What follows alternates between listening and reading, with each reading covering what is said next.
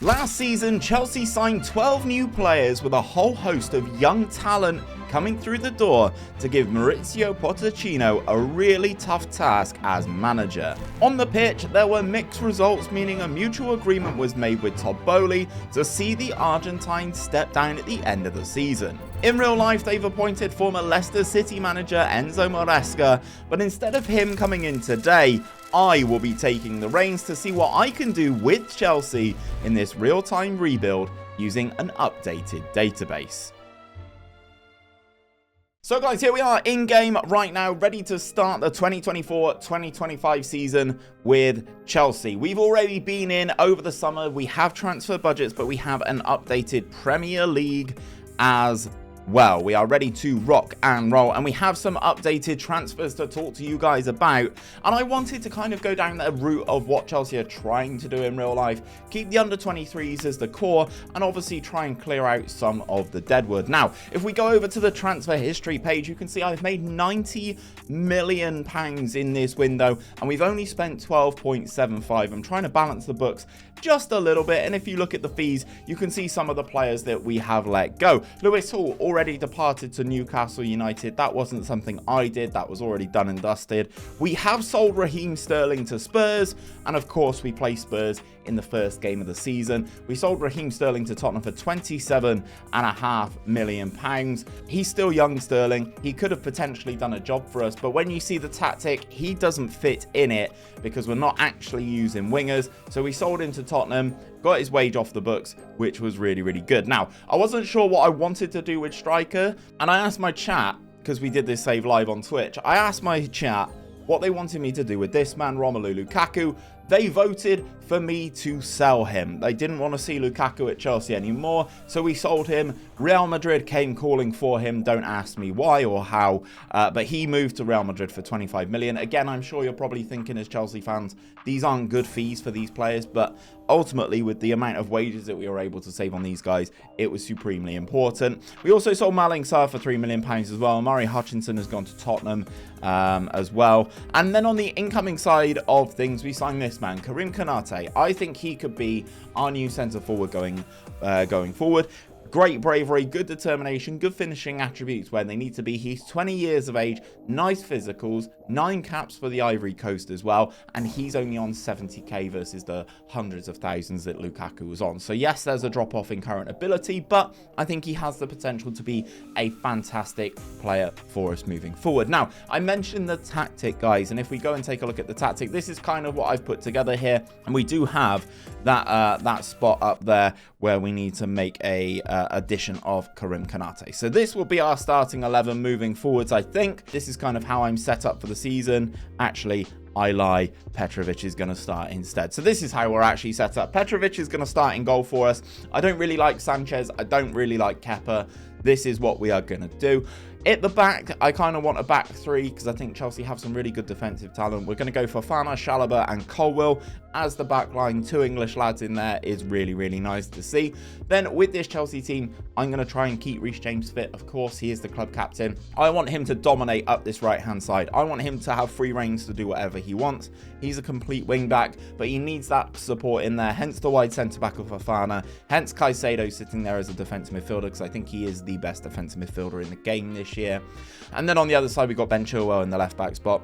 I wasn't sure what to do here with Enzo because I don't think he's a defensive midfielder to play him in there. I've put him as a box-to-box midfielder. He's not overly happy with that, so some work will probably have to be done there. And then we've got the 2 behind the striker, Christopher Nkunku and Cole Palmer, and then 𝘼𝙗𝙤𝙪 up top. Now, I will say, I did release this tactic on YouTube just the other day. It looks slightly different to this because by the end of the save, we found a better version of it, but this is what it looked like at the start. But ultimately, I think the team is pretty darn good. If we go into the competitions tab now, we do have the Europa League. Now, I know Chelsea fans are going to be like, we're not in the Europa League. Let me just consult my notes a second.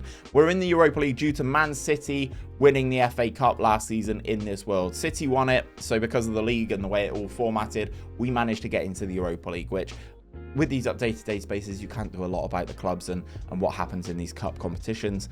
So we've got 4 competitions, and we're going to try and take advantage of that and really have a good shot at the Europa League. The board wants us to only get into the Europa League in terms of expectation, and if we look at the Premier League, you can see season preview, we are predicted to finish 7th behind the likes of Tottenham, Newcastle, Manchester United, etc. Raheem Sterling's in the media dream 11. I'm not sad about it. We've had a managerial merry-go-round, of course. Eddie Howe's turned up at West Ham. Thomas Tuchel is the new man at Bayern Munich. They have Marcelo Gallardo is the 𝘼𝙗𝙤𝙕 manager. He is now gone to Liverpool. So lots of managerial changes. No Arne Slot in this world. So yeah, there we go. It's very interesting. Another thing we will be keeping an eye on is the club's finances. We've got a decent overall balance at the moment, but we do have a decent amount of debt as well, as you kind of would expect. But hopefully a couple more transfer windows like the one I just had will clear this club out. Let's simulate season 1, or let's play through season 1, which I've done on stream already, and we'll show you what we can do in the season 1 results.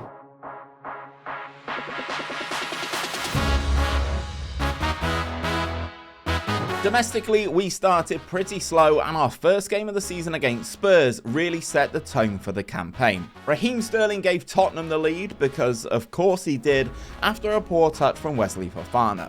Then just before the hour mark, Karim Konate suffered an unfortunate leg break, which effectively ruled our summer signing out for a majority of the season. We did manage to pull the game level through a 𝘼𝙗𝙤𝙪 penalty, but that injury really threw a spanner into my plans for the season. The EFL Cup wouldn't be our friend either this year, as we faced Leeds United in the 3rd round at Elland Road, and despite being the better side, we went behind in the 89th minute, but Mykhailo Mudryk struck just 60 seconds later to send the game to penalties. But in the shootout, both Christopher Nkunku and Datro Fofana saw their penalties saved by the Leeds keeper Cardalo to see us fall at the first hurdle. Much like in the EFL Cup, we didn't make it very far in the FA Cup, as rotation cost us in the 3rd round against Coventry City. Noni Madueke opened the scoring for us, but we collapsed defensively as Matt Godden and Callum O'Hare scored in the second half to send us home with our tail between our legs. We did have a solid first half of the season in the Premier League, but suffered some silly defeats that I thought were avoidable, meaning that I'd had to make some moves in the January transfer window. We had 2 major outgoings to generate some extra funds, as Axel Disasi moved to Fulham for £45 million, which actually sees us turn a £7.5 million profit on him. Another player out the door was Marc Cucurella, who left for PSG for a total of £30 million, so sadly no profit on his massive transfer fee from a few seasons ago. With the under-23 signings in mind, I went out and added a few key bodies to this squad in this January transfer window. First up was the signing of young German midfielder Noah Davic from Barcelona for £12.75 million. We also signed defenders Lenny Yoro from Lille for £6.25 million, Archie Brown from Ghent for £10.5 million, and we splashed the cash to sign Benfica centre-back Antonio Silva for £55 million. I also pulled the trigger on signing Junior Krupi from Lorient, but I wasn't expecting him to feature, so he has returned to the French side for the remainder of the season on loan. And then guys, I had the opportunity to break my under-23 rule and sign Lionel Messi. So I put a poll in my Twitch chat who were very much in favour of me signing the GOAT, so he came in from Inter Miami for £3 million.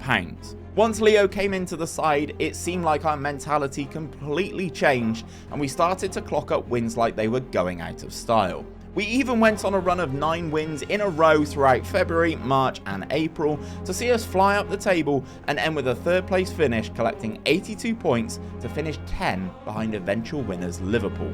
But that does mean Champions League football for us next season. And speaking of continental football this season, we were lucky to have the Europa League, and we had a good league phase, winning 5 of our 8 games and picked up 17 points to finish 4th in the table. That meant that we moved straight into the round of 16 where we faced Spanish side Real Betis, and we had to travel for the first leg. 𝘼𝙗𝙤𝙪 was electric in this one and scored a superb hat-trick, but Betis were able to score a consolation goal to give them a lifeline in the tie. But we held strong at the bridge, Bridge with the game ending 0-0, so we progressed to the next round. This is where we faced FC Copenhagen and did really well in the first leg at Stamford Bridge, winning the game 3-1 before travelling to Denmark, where it was a closer fixture, but we won 3-2 on the night and secured a 6-3 aggregate win. So we made it into the semi-finals where we faced Dortmund, and we got off to a great start with goals from Fofana and Nkunku before 𝘼𝙗𝙤𝙈 received a straight red card on the half-hour mark. Cole Palmer continued his good goal-scoring run in this competition with our third in the second half to give us a strong lead to take into Germany. In the second leg, Cole Palmer opened the scoring from the penalty spot, but then we fell apart. We conceded 4 goals in the final 30 minutes of this game to somehow see Dortmund take the game to extra time, with us facing the yellow wall for an extra 30 minutes of football. But then this lad called Lionel Messi took the game by the scruff of the neck and scored a goal in each half of extra time to see us make the Europa League final, but that was a huge scare. It was Italian opposition in the final as we took to the field against Daniele De Rossi's Roma side. Whilst playing at striker, this was a real coming-of-age performance for Christopher Nkunku, who scored an outstanding hat-trick in this game to see us win the game 3-0 and lift the Europa League for the 3rd time in the club's history. It was a bit of an up-and-down season for the club, but we did end up with a trophy, so it can't be all bad. I had a summer transfer budget of under £58 million to spend, but there are still several players on the chopping block as I look to put my stamp on this team. So we're going to start on the transfers page, guys, because it has been one hell of a transfer window this time around. Lots of money in, lots of money out. First of all, let's start with the outgoings. Yes, we've sold lots of players. Nicholas Jackson has gone to Real Madrid. Yeah, Real Madrid for £60 million. I didn't like him as a striker. He missed too many chances for me in game. We also sold Conor Gallagher to Real Madrid as well for £40 million up front, with a view to that going up to £51 million. Benoit Badiashile has gone to Dortmund for £35 million. Carney has gone to Brentford for £13.5 million. Datra Fofana has gone for £10 million. Solina's gone to Preston for 5.75. Robert Sanchez has gone to Birmingham. Diego Moreira has gone as well. Anthony Martial, who we did sign on a free, he's gone to Besiktas. We sold him for £2.5 million. I signed him. I thought it might work as a striker once Karim Konate got injured. It didn't. We've also sold Lucas Bergstrom, Bashir Humphreys. You can see lots of players leaving the club here, but we did go out and spend in that transfer window ourselves. The pre-arranged deal brought Hendry Paez to the team. I want to get him out on loan and playing some football because I've seen him develop in this game and he can be fantastic, the young Ecuadorian. But then the other 4 signings are all mine. So first of all, we spent £90 million on this man, Evan Ferguson. He's going to be our new number 9, the new Chelsea centre forward. I want him to come in and dominate. He's one of the best wonder kid forwards in this year's game, so I really think he can do a job with this Chelsea team. We also strengthened at the back. We spent £80 million. Yes, there's some instalments here on Giorgio Scalvini. He comes in from Atalanta, 21 years of age, 6'4". I'm sure everyone signed Scalvini at least once in their FM24 saves this year. But again, another good young player to come in. We then went over and raided Benfica. João Neves comes in first of all to be in the central midfield. He is supremely well-rounded in those midfield positions. He cost us £53 million. That was his minimum fee release clause. And then we went over and signed Anatoly Trubin as well to be our new number 1. He is the Ukraine international goalkeeper in this one. He's actually ousted Lunin to start. Very good in the air, 6'6", massive jumping reach, good positioning on him as well. I really like him as a goalkeeper. So if we have a look at the tactic and the best 11, this is how we are set up. We've done a couple tweaks to the team, and I just need to put Reece James in at right back, but of course he's injured. This would be our best team going into any fixtures. Hold on, nope, that's not. There we go. Now Trubes is in.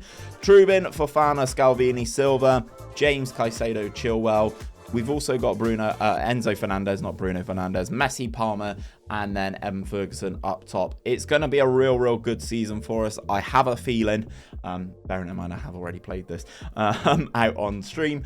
We did already have the UEFA Super Cup. We played in it because I was too eager to get through the season. We lost to Tottenham. Yes, Tottenham won silverware. They were Champions League winners last season. And yeah, Heung-min Son scored twice in the game. Pedro Porro scored 1 as well. Cole Palmer and Nkunku got goals for us. We probably deserved to win the game, but again, we lost to Tottenham, which is disappointing to me, and I still can't believe that they are Champions League winners. But we do have the EFL Cup, the FA Cup back in the Champions League. As Europa League winners, we face Racing Club in the European/South American Club Challenge because they won the Copa Sudamericana. I don't understand why this fixture is a thing. I don't know where the game's being played either. Where is the game being played? Can I see that? Where is that? Oh, in Spain. I mean, that's not the worst, but it's Sevilla's stadium. Okay, that's not the worst, but again, extra travel, not what you want. Premier League wise, we've added some good players to the team. Liverpool were champions last season. We are now predicted to finish in 6th. 𝘼𝙗𝙤𝙪 comes in as one of the Media Dream 11 players. Graham Potter's at Palace. De Zerbi's at Aston Villa. Ernesto Valverde is the new Manchester United manager. And Xavier Garcia Pimenta is not a guy that I know, the former Las Palmas manager. He is now at Everton. So yeah, lots to go on this season. Hopefully, we can pick up some more silverware and continue that performance and continue being really good with Chelsea.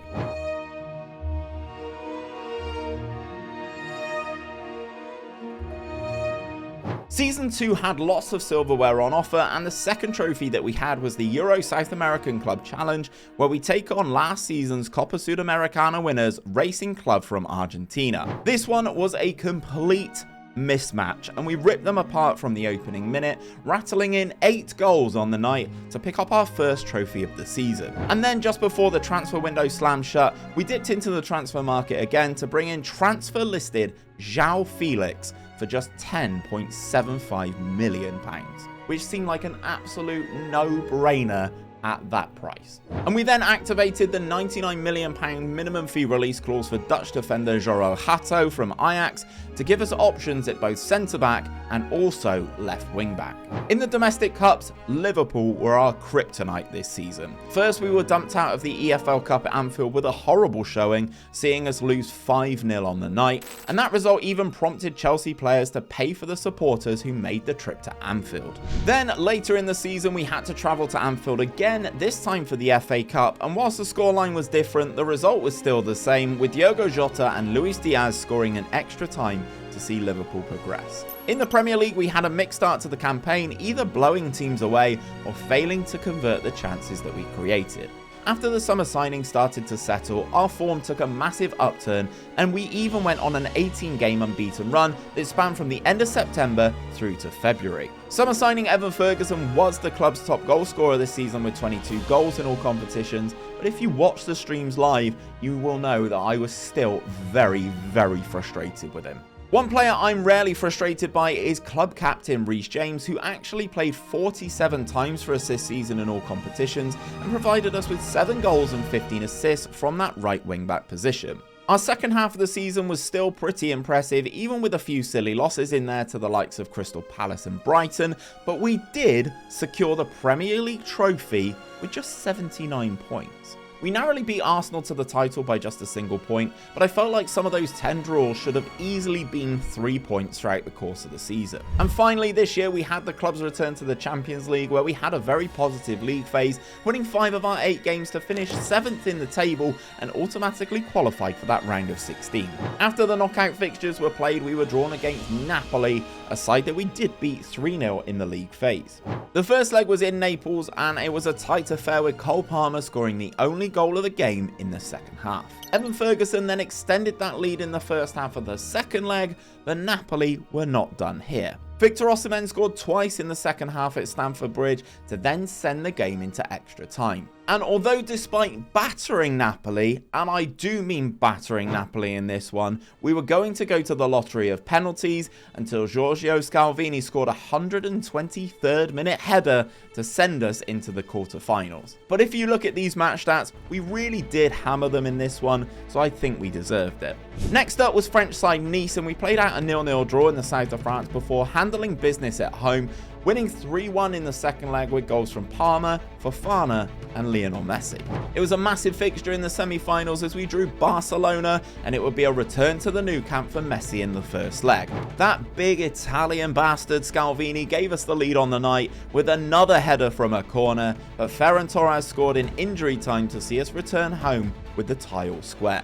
Back at the bridge, things were tense with Barca having the better of the chances, but with 10 minutes of the 90 remaining, 𝘼𝙗𝙤𝙪 was on hand to head home another corner for us, which was good enough to see us move into the Champions League final. And this would be huge as we took on PSG for the biggest prize in club football.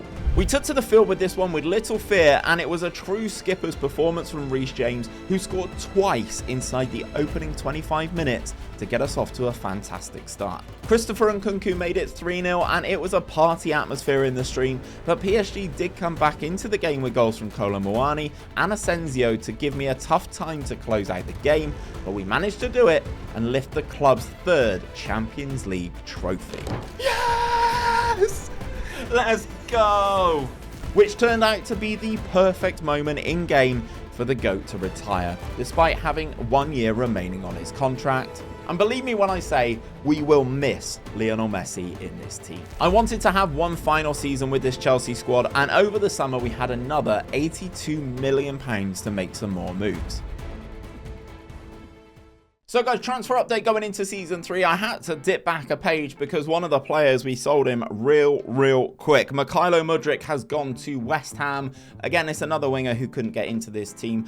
We played him at fullback. We played him at the shadow striker role. Didn't really capture us in terms of that ability, didn't really do much in terms of the playing style and stuff like that. So we sold him for 16 million to West Ham. That is a massive loss on him, but again, wasn't really playing, so got him off the wages. We also sold Armando Broja, who was absolutely awful for us in all of the games that he played. We tried him a lot in that first season, didn't do anything, and then we also sold Casadei as well over to Hoffenheim. You can see some of the loans as well. We also, using Strasbourg as a feeder club was absolutely fantastic. Just sending players like Junior Krupi to them on loan is a very nice thing to have. On the incoming side of things, we raided a couple of free transfers. Lazar Samasic comes in from Udinese, the Serbian, on a free transfer. His contract was coming to an end. We approached him in the January. We picked him up. Very good signing. And then we raided Saudi Arabia. We got Ruben Neves. Obviously, with Messi leaving, I wanted to bring in a few more leaders. He was on a free as well. Yes, he's on £350,000 a week, but on a free transfer, can't argue with that. The former Wolves man coming in. We also signed Sergej Milinkovic-Savic, two real international powerhouses, I will say. Another Serbian in the team, which is also really cool. 6'3". He still has it about him. He hasn't lost anything in Saudi Arabia. And then we signed this man, Hassan Odrego. He comes in from Schalke for £18.5 million. To be the rotation option for Cole Palmer. He is about to tick over to being fantastic. So we had to pull the trigger and sign him, despite having several creative midfielders in this team. Going into the team and the tactic and stuff, this is basically how we are set up now. I probably would do this if I had to start a game right now. This is how we would be set up. Trubin in goal, Fofana, Scalvini and Silva as my backline. 𝘼𝙗𝙤𝙪, Caicedo and 𝘼𝙗𝙤𝙪 out on that left-hand side. Enzo is now turned into a roaming playmaker, seems to be enjoying that a little bit more. And 𝘼𝙗𝙤 and Palmer behind Evan Ferguson. I was super unhappy with Evan Ferguson, and on stream, people were telling me it was because he was the Chelsea number 9, that cursed number. So I've moved into number 10 for season 3 to hopefully have a good year with it. He has everything that he needs to do well, and I'm just hoping that this team is just set up for him to do the best as well. Competitions-wise, we've got lots on the schedule this season. Community Shield, obviously, as Premier League winners, we take on FA Cup winners Liverpool. Back in the UEFA Super Cup, this time as Champions League winners, rather than Europa League winners last season, where we will take on Juventus. The board wants us to get to the quarters in the Champions League again. Not really a surprise there. Also, to qualify for the Champions League in the Premier League as well. As we are champions, though, I want to retain it. This is our bread and butter. Chilwell and Fofana come into the Media Dream 11, and we are predicted to finish in 3rd, behind Manchester City, behind Arsenal. The hilariousness that happens in FM. Erik ten Hag's the new Fulham manager, but Jose Mourinho is the Manchester City manager. I don't understand it. It makes no sense to me. Crazy. Let's get the playthrough and the season review for season number 3.